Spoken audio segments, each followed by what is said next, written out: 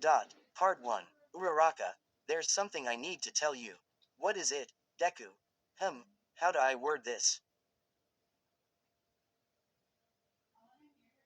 Yes, what?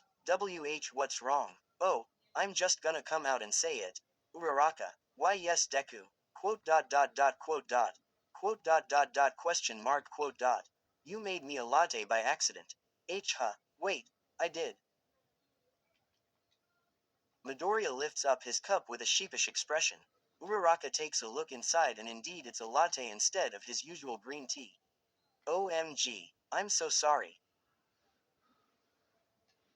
She quickly and carefully takes it out of his hand. I wasn't concentrating when I made this. She sighs a bit at her mistake. There were a lot of latte orders today, so my hands must have just worked from muscle memory. Midoriya laughs at her like he always does when she does something he finds cute. It's okay, Uraraka, I understand. I just don't like drinking anything with too much caffeine in it during the night, or else I won't be able to sleep. Alright, sorry again. Uraraka bows apologetically before smiling and rushing off into the kitchen.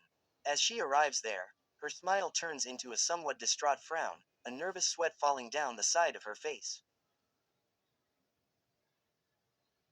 Why did I think he was going to say something else? When she starts to feel discouraged, Asui's wise words echo in her head. If you want Deku to start liking you for real, you have to make it clear to him that it's okay. Right. Calm down, Ochako. She tells herself, taking in deep breaths before letting them out. It's not over yet. You can still get him to like you. Just give out subtle hints. Feeling determined, she finishes the Greenitz milkless and sugarless green tea and then struts out of the kitchen back to their usual spot. Alright, let's do this. Midoriya is typing away on his phone, muttering incoherently words when Uraraka walks up and places his tea in front of him. He finally looks away from the screen to see the mug and smiles warmly at the brunette. Thanks, I'll be out like a light with this. Uraraka chuckles. So you really go straight to bed when you get home. Midoriya snorts, almost obnoxiously, and the brunette finds it both surprising and adorable. I wish, he said, rolling his eyes. There's always something I have to deal with when I get home. The green tea just helps me not care as much as I should. The 18-year-old laughs. Wow, that sounds rough. She smiles again as the man tells her how she has no idea. It honestly made her realize how little she knows about Midoriya. He always seems to have something going on at home, but she never knows if they're seriously troubling or not. They've known each other for almost a month now and she kinda got used to him getting phone calls from people. It allows her a little peek into his life. She didn't like to pry. She preferred if he just told her if he wanted to. She actually finds amusement in how he responds to certain calls. He'd make such different expressions and his eyes especially would show whatever emotion he was feeling. They'll widen in surprise or narrow in annoyance. They'll roll with sarcasm or blink in speechlessness. They'll sparkle with excitement, which was rare but cute, or close with exhaustion. Sometimes, they'll harden with agitation, which was a bit scary, or soften with understanding. Promoted stories. You'll also like. Just feeling better 102k 2.5k after. A long break, Izuku returns changed and feeling better than ever. What will the class think of their cinnamon roll? This story goes through, in short, of his Chan. The Seeing Hero version 1 5.2k 72 Izuku gets to have a normal childhood and even gets to be really close friends Bakugo. His dad is also present in his life and he's really cool. Once he starts high school, UA's Ghoul, Izuku, O 29.2k 958 Bina. Ex Tokyo Ghoul, all it took was one date for Izuku's world to be turned upside down and changed forever. Desperately trying to hold onto his dreams of becoming a he. Infamous Child Iswocha Fanfic 15.2k 548 Quirkless. Oh, Book 2 started. April 12, 2023 ended. March 2, 2025 Both Midoriya and Uraraka will face something they aren't ready for, a family and become parents Toget. My Hero Academia 180 Degrees Izixocha Deku 2.2k 63 Izuku. Midoriya faces his darkest day as no one truly believes in him. Even All Might, his greatest inspiration, urges him to be more realistic about his dreams. Disparate. Garden of Green MHA Iswocha 15.1k 453 in. Which Ochako Uraraka, in her second year at UA and no longer in denial of her feelings for Izuku Midoriya, contracts the deadly Hanahaki disease. After all, Unriki, Playboy Hollow right pointing triangle Bakudaku 249k 7.7k, but that isn't going to stop me from taking back what was rightfully mine from the fucking beginning. Izuku and Uraraka are best friends, nothing could ever tear the. He truly is an interesting guy, sometimes mysterious. She likes that about him. It makes her want to know so much more about him, but if he wanted to. Although, she thought maybe ask in a few things wouldn't hurt. Uraraka's determined to get closer to the man she won't give up. She stares at him momentarily, contemplating her next move. She needs to do this right and tactfully. Without warning, she sits down next to Midoriya and scooches a little closer to him but not too close as to not completely invade his personal space. She smiles at him brightly, batting her eyelashes at him as she asked. So how's the novel coming along? She asks kindly, mustering all her confidence to stare straight into his big, green eyes. Don't overdo it with the hints, you don't want come off as desperate. Hints can only take you so far. Right, this is just to build confidence before I actually confess. Uraraka thought determinedly, her outward expression not changing the slightest. I'll start with something small in general. This should be enough. Midoriya looks down at her curiously, slightly surprised that the brunette decided to sit next to him instead of across him like she usually does.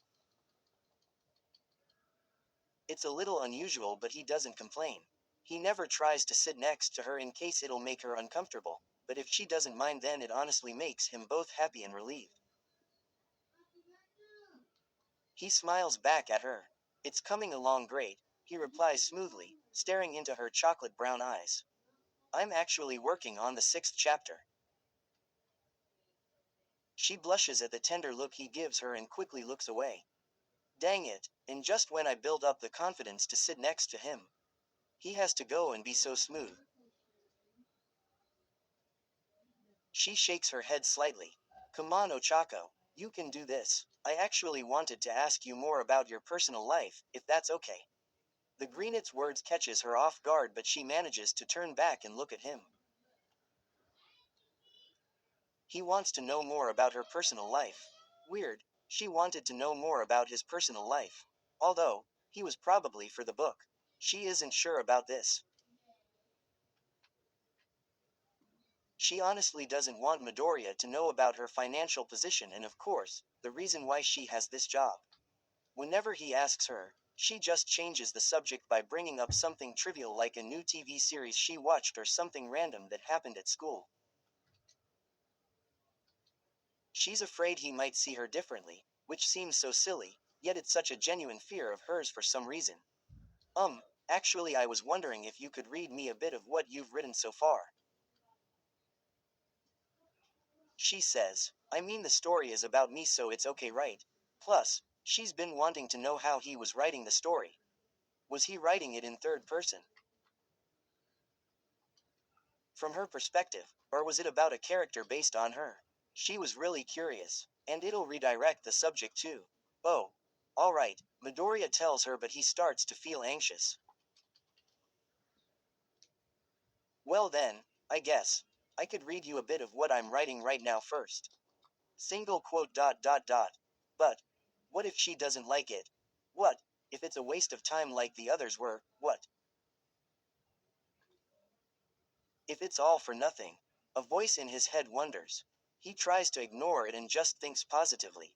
Yeah, sounds good. The brunette's voice brings his mind back and he tries to focus. Okay then, hold on a sec. Midoriya reluctantly brings his gaze back to his phone's screen, scrolling upwards to where the word document he's writing in starts. Just read it. Okay, are you ready? Uraraka smiles and nods. Okay, here we go. I'm open to any criticism. But I hope it won't be too bad. He looks back at his phone and begins reading. Her eyes fluttered tiredly, staring at her cluster of books on her girlish bed. She sighed heavily. A part of her wanted to quit studying, if not just for a little while, in favor of watching cute cat videos on her phone. But alas, university doesn't take slackers, and if she wanted her dream career, she'd have to sacrifice a lot, especially her relaxing time. Regardless, she smiled. She knew she needed to work hard to make things happen, and she'd do so even if it felt like torture. I can't give up, she muttered to herself, focusing her gaze on her colorful notes. She picked up her academic weapons, challenging the beast of a textbook before her. I'm gonna conquer you, history, she exclaimed confidently, scribbling down on her trusty notebook, keeping her concentration. She wasn't a quitter. That was a definite fact. Nobody would tell her otherwise. After reading, the brunette smiles nervously. It's not perfect yet. I still have a lot more to write, but I managed to add in a lot of the information you've told me. He turns to the high schooler expectantly. So, what do you think? He meets Uraraka's stunned brown eyes. She stares at him with childish wonder, her rosy cheeks growing rosier as her entire face lights up. He's never seen her make an expression like this before. It definitely catches him off guard and he can't stop the blush from crawling on his face. She's so cute. He almost says out loud but manages to trap it in his thoughts. The brunette smiles widely and his heart skips a beat. Wow, Tilda, Uraraka squeals in amazement. That was really well written. You got my studying habits down perfectly. Even me wanting to watch cat videos. She giggles and it sounds like music to him. She then says softly, You also said I'm not a quitter. That's so sweet of you. She grins at him. You're so talented, Deku. I can't wait to read the novel when it's finished. It's Midoriya's turn to just stare at her with a stunned gaze. He swallows the lump in his throat. His heart begins to race and that feeling sneaks its way back into his chest once more. But this time it's not alone, there's another feeling there too. It feels so therapeutic. He loves it in the moment. His free hand begins to move on its own and cups Uraraka's cheek. He chuckles lightly as it immediately warms up from the contact, and he finds himself gazing at a completely flustered girl. Deku, she girl isn't cute anymore. She's just beautiful. So beautiful. Thank you. He smiles, warmest smile he has in a while. It feels good though. Uraraka. He didn't know how much he needed to hear her kind words. Now, he's going to finish the novel. Not just for himself but for her too. Uraraka brings her own hand to place atop his, shyly looking to the side before meeting his eyes again. This only widens the ginger smile on his face. This other feeling in his chest. It's relief. Right, tilde. Meanwhile, is everyone here? Ashido, standing in the spacious living room of Bakugo's suit, asks with her arms on her jeaned hips. The group of friends look among each other to see if everyone is indeed present. Zero nods. Yup, looks like everybody came. He then looks down at the child playing on her Nintendo Switch. Although, I'm not sure why this little one's still awake. Eri looks up from her Animal Crossing game to meet the curious gazes of the adults. She shrugs shyly. I never sleep early at Kachan's house. She smiles slightly. That's why I love coming here. Plus his cooking's the best. She then whispers, "Don't tell Deku though." Bakugo, who's just lounging on the long crimson couch, makes a smug noise of appreciation. Look like someone's got her preferences. Jiro, sitting next to Kaminari, comments, "Hey, the stomach wants what the stomach wants." "Well, aren't you a sly little girl?" Kaminari chuckles says, "And I thought I was the slick one." "Since when?" "I've always been slicker than you, Denki." The others gasp at the words of the 10-year-old before turning to Kaminari and chuckling at him. His mouth hangs agape, clearly offended.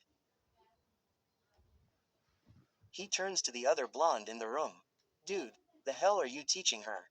Eri isn't usually this mean. I mean, yeah, she makes a few comments here and there but she doesn't straight up diss people." "The hell are you talking about? I don't teach her He stops himself before he swears, glancing at the Eri who was staring up innocently at him. He already slipped up the other day when they found out about the mysterious person who was calling Deku. Speaking of them, anyway, we're off topic. There's a reason we all came here, right? It's because of that Ochako Uraraka person. Right, Bakugo's right. As funny as it is picking on Kaminari, we need to get back to the situation at hand. Ashido says solemnly, "No matter how hilarious it is, we need to focus." "Yeah, we can continue making fun of him later." Zero agrees with the same serious tone as his occasional dance partner. "You clearly don't want to drop it since you're still talking about it." Kaminari yells in frustration. Anyway, Kirishima clears his throat, drawing everyone's attention to him and away from the sulking musician. "What's the plan with Midoriya? How are we gonna find out who this person is and what relationship they have with him?"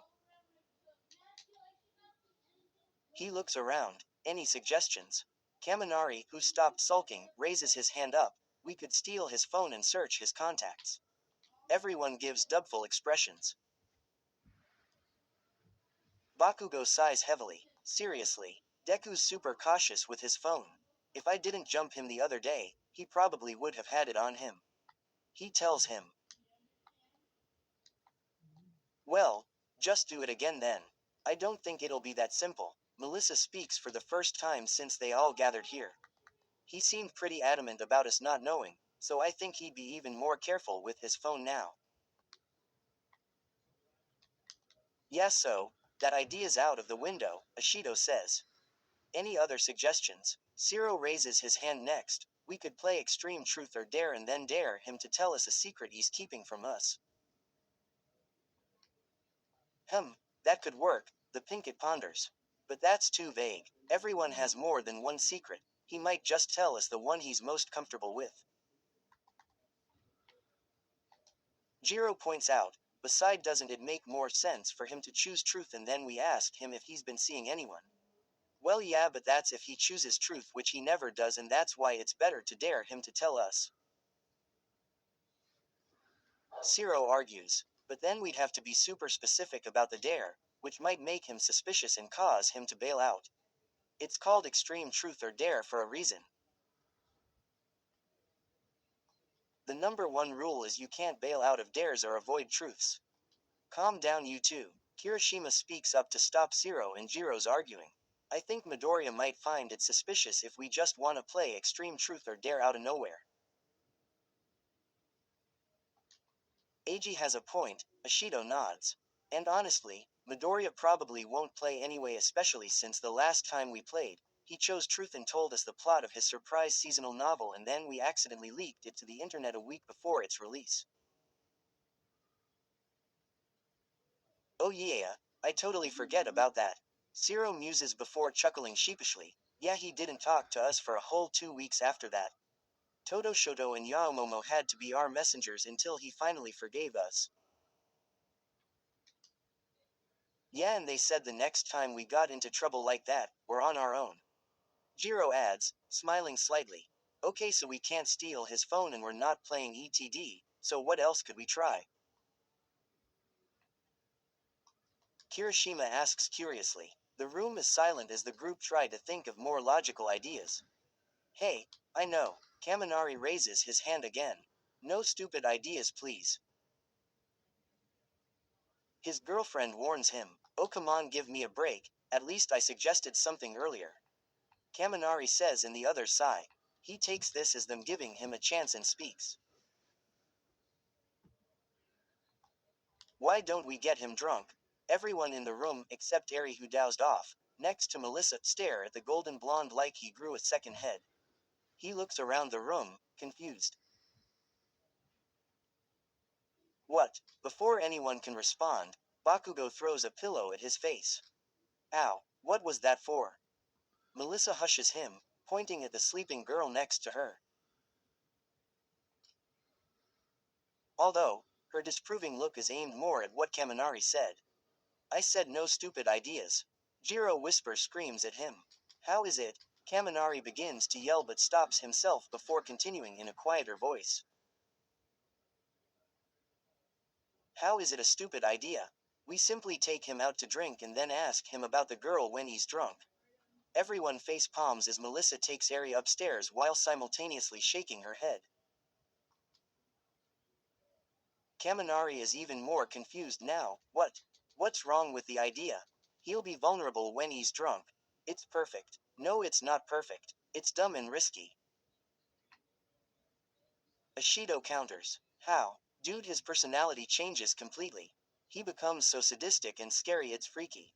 Kirishima explains, shuddering at the thought. What? He does. Yeah, he does. Siro confirms. Kaminari's confusion just worsens. But we've gone drinking tons of times. How come I've never noticed this change in behavior? Bakugo groans. Because you get super annoying when you're drunk and then he always knocks you out because you provoke him or some shit. Plus, you never remember anything that happens after you get drunk. It's a good thing too. Sometimes the details are too gruesome to bring up afterwards. Jiro says, placing a hand on her boyfriend's shoulder. Kaminari becomes nervous, chuckling. Wait, what did he do to me? He looks around the group but everyone remains silent and his smile drops. See, come on, guys, tell me, what did he do to me? I think we can all agree that we're not getting Midoriya drunk, like at all. Ashido announces as everyone nods and ignores Kaminari. Hold on, is that where I got those bruises from? Or why my arm was broken that one time? Kaminari questions in a panic. What did he do to me? Jiro hugs him and kisses him on the cheek softly. Don't worry, babe. No matter what happens to you, I always nurse you back to health. Thanks, Kyoka, Kaminari says, staring into her violet eyes and feeling a little better. It's still a pain though since you're super whiny when you're hurt. There's my unsympathetic girlfriend I know and love. Moving on, Siro says. So that's 3 ideas in the trash and it's starting to feel like this is more work than it's worth. Well, there has to be something we can do. Ashido says in frustration. But I've literally got no ideas. Midoriya just has too many obstacles against us. Kirishima sighs. Maybe we should just give up, guys. There's no point. We're never gonna find out who this person is. I found her on Instagram. What? They all say simultaneously as the blonde woman walks down the stairs with her phone in her hands. The light on the screen reflects onto her spectacles as she scrolls down. Yeah, I think this is her. She looks up and walks over to the others. Let's see. Ashido's the first to over to Melissa's phone and look at the screen. Everyone else follows after to also get a view of the girl. Wow, she's kinda cute. Siro comments. And she's got 3K followers. Kaminari points out before nodding. Pretty good. Looks like she's still in high school though, Jiro says. Wait, so Midoriya's dating a high schooler? Kaminari asks in surprise. How old is she? Idiot. The shit nerd wouldn't do that. She's likely in her 3rd year so she's probably 17, 18 or 19. Bakugo reasons. Yeah, Katsuki's got a point. I wonder which school she goes to. Kirishima says, what? Planning on stalking her? Kaminari teases, what? No man. I'm just curious. He clears up. That's so not manly. Why would I do that? Why do I get the feeling I've hold on? Ashido gasps. No freaking way. She glances around, looking surprised. I know her. You do? Jiro asks, raising an eyebrow. Yeah, well, not directly, but I know she's a friend of Najire Hado who's dating Imajiki and is friends with Tagata who's dating Melissa. Wait, Najire knows her. Melissa asks before gasping herself. Wait, I know her too. Or at least, I've seen her in one of Neji's posts. Damn, what a small world. Ciro says. Ashido continues to scroll down Melissa's phone when she comes across a selfie of Uraraka and two other girls. One of the girls, a brunette with large, round black eyes. She gasps again. Holy shit. Guys, look, check this out. Everyone looks to the phone to see what she's talking about. Isn't this girl Tokiyami's childhood friend? Yo, dude, she is. He posted a pic of them together once, didn't he? Kaminari says. Wow, why didn't we just use social media before? This was so much faster than the other ideas we came up with. Ciro says. Actually stealing his phone would have been. What did we say about that idea, Kaminari? The golden blonde just sighs in defeat. Well, now that we know more about this Uraraka girl, how should we go about meeting her? Kirishima asks the important question. Well, it probably wouldn't be a good idea to just find her and start asking her questions. Jiro says, so let's talk to her friends instead. Ashido suggests, that way we could get information on her without overwhelming her. But of course let's try not to overwhelm her friends either. Sounds good. Kirishima nods. Is everyone in? They all nod. Good. Ashido grinned widely. Then let's do this. Degree. Meanwhile, Asui and Hamiko, sitting in the Greenette's room, stares at her Instagram page in shock. Whoa, why are you suddenly being followed by all these celebrities, Sue? Toga asks. I don't know, she replies. Whoa, even Katsuki Bakugo is following you. Toga blushes slightly. Damn, I'm so jealous. He's my celebrity crush. He's so hot. Yeah. Asui mutters as the blonde rambles on about Bakugo. These are all people Fumikage knows. Although I doubt they'd all start following me just because of him. Wait, hold on. They know Izuku Midoriya too. I think they're a part of his friend circle. Maybe we can use this to our advantage. What's that, Sue? Hamiko, I suggest you prepare yourself, Asui says. Our lives are about to get a lot more interesting. To be continued. I had to split this chapter into two because I have a certain word limit. Can't be over 3,000 words, but of course this one was. Size asterisk. Anyway, I really had fun writing the first half of the chapter with Midoriya and Uraraka. But enough about that. The Baku squad and Melissa are gonna try to find Asui and Hamiko. Things are about to go down next chapter.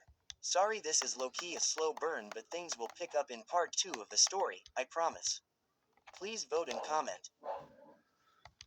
Let's try and get over 40 votes for this chapter. Destiny style anime. Where stories live. Discover now.